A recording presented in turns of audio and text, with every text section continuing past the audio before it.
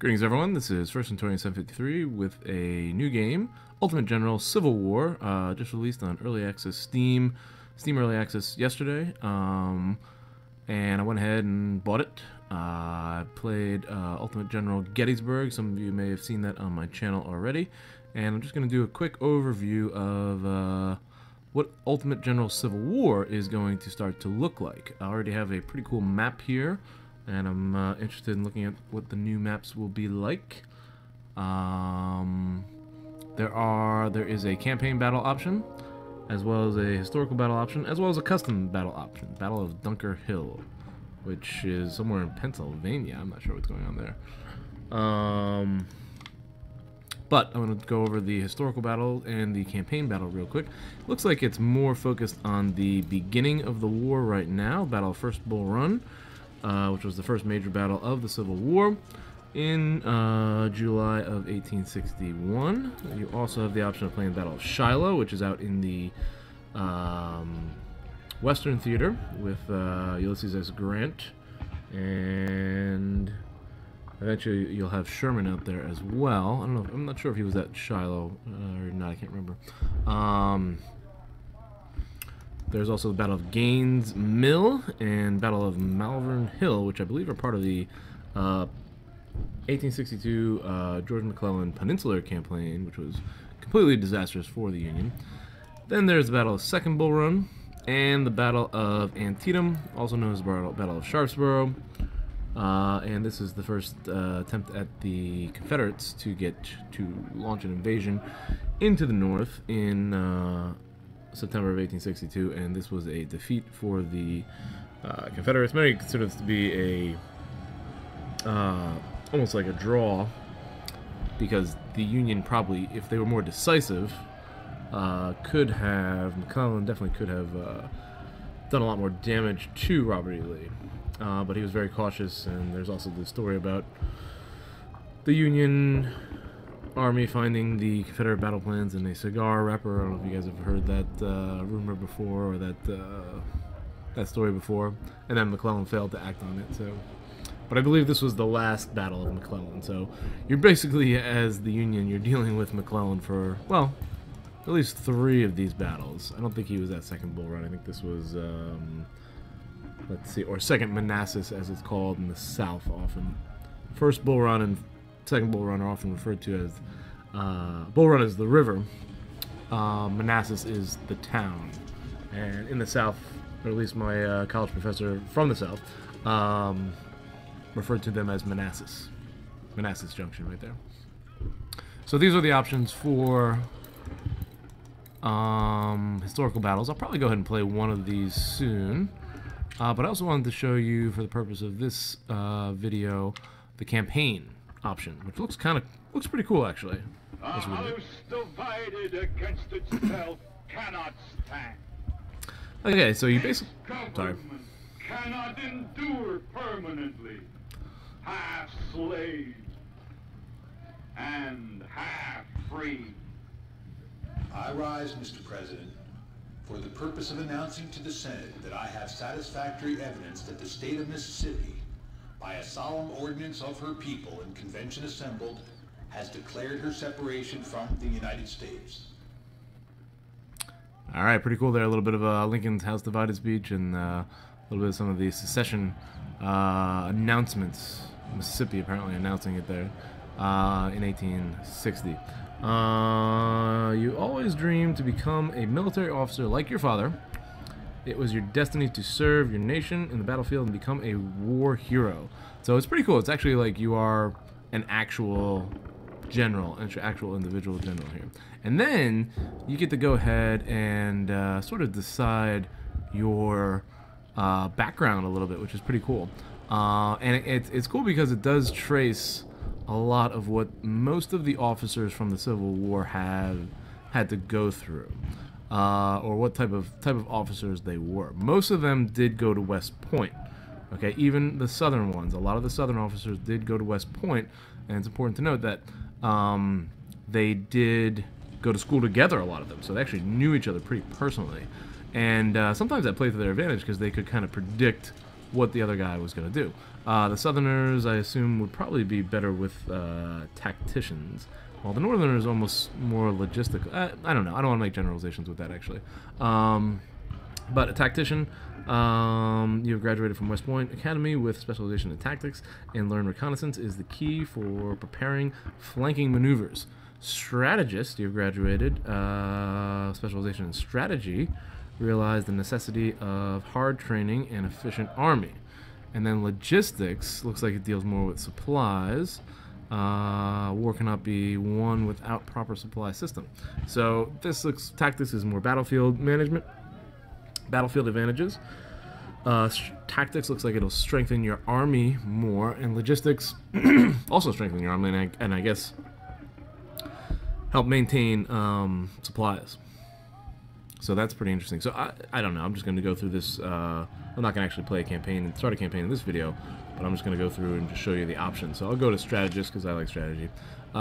Here, you decide what your background was in the Mexican-American War. Again, a lot of the officers from the Civil War fought in the Mexican-American War, fought together. Artillery helps with logistics and medicine. Infantry helps with training and reconnaissance. And cavalry helps with reconnaissance. A lot of big reconnaissance bonus there. It looks like extra reconnaissance and extra training in infantry and cavalry. I'm going to go ahead and just click on artillery here. Then, after the Mexican-American War, some of them pursued different careers. Some of them became politicians. And I don't know what the politics background is here. Increasing your level in economy will reduce the cost of purchasing new weapons. This skill assists to maintain your army well equipped. This skill assists to maintain your army well equipped. Okay. Politics. Politics influence the amount of recruits and money you receive during the war. Being good in politics will certainly favor your army in the long run. So it looks like there's going to be much more of a strategic campaign involved in this Civil War General campaign as there was in Civil War, Ultimate War General Gettysburg. So that looks to be very interesting. The strategy aspect seems to be expanding here. Just the idea with the politics and the economics factors that are involved. I'm going to go ahead and make myself a businessman here. And then you can either be the Confederacy, where the country is divided, and it's a tough call, but you decided to join the Confederate States of America and defend your homeland. The high spirit of the Southerners will help you raise an unbreakable army and win the war. Or you can choose the Union. The Southern states have declared secession from the United States. You support the abolition of slavery, so you have no other choice but to support the Union. You will have almost endless resources to raise a powerful army and crush the rebellion. Okay, so that's basically the two different sides, factions. Here we go. I'm from New Jersey, so I'm going to go ahead and click on the Union, but I'll probably be playing as the Confederacy in some upcoming videos, as I explore this game. And this looks to be more like just a difficulty setting, so since I'm new, I'll go set with Colonel. And what do we have here? Not a lot of politics power I ended up with. Pretty strong with economy. Good with medicine, training, army logistics is huge. No reconnaissance. God, what did I do to myself? Alright, so I'm going to continue and just set myself up as Centurion. General Centurion. And again, I haven't played this game yet, so I have no idea what's coming up next.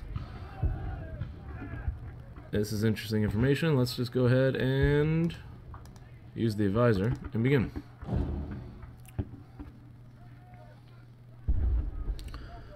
Okay, private. Gaines Hill. Alright, here we go. So, general, our main objective is to secure the small town and its railroad station. The map looks pretty similar. It looks like it's improved a little bit, but very similar to the Ultimate Gettysburg map here.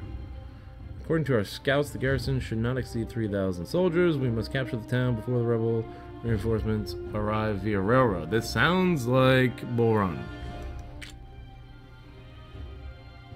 And that looks like a formidable ground. That looks a lot. You don't see stuff like that in the Ultimate General Gettysburg version. That is a heck of a cliff there. All right, it's advised to use your vanguard to clear the town's perimeter from skirmishers or other threats. The rest of your forces are en route and will arrive from the southwest. Assault the town when all your forces are present. Alright, how do I pause this? Because this is crazy, I don't know what's going on. I wish I could pause it. There should be a way to pause it. Oh, there it is, okay. Alright. Interesting, very interesting what's going on here. This has been basically, you know what, I'll play a little bit actually for this intro. Let's just see what happens. These looks like skirmishers, 1st Division, 1st Corps, Division 1. And that's me, Centurion. I'm moving up the hill, looks like. That's kind of cool. How far can we zoom? We can't really zoom in that farther. That is as far as we can zoom out. And I do have my double monitor on, and it is actually working. I can scroll back and forth between the two sides. This is cool. Oh, there it just went. I think it just went. Oh no. I could probably use my... There it is. You can use the keyboard to move back and forth. Alright, has there been some fighting? Looks like there's some guys on that hill up there. Wow. Alright, so let's send the army up the hill. Oh, we are getting flanked from both angles here. That is a disaster. Let's pull these guys back. That's a massacre. Range attack is affected from equipment, weapons, and units, but also from the target's distance, altitude, and ground covered. This is interesting. There's a lot involved in this game, it looks like. Okay. I'm going to back up out of here and do a little practice before I embarrass myself on YouTube. And if you guys enjoyed this preview, please post a like. Feel free to comment. And if you want to see me play more of this game, let me know in the comments. Thank you for watching, and I'll see you in the next episode.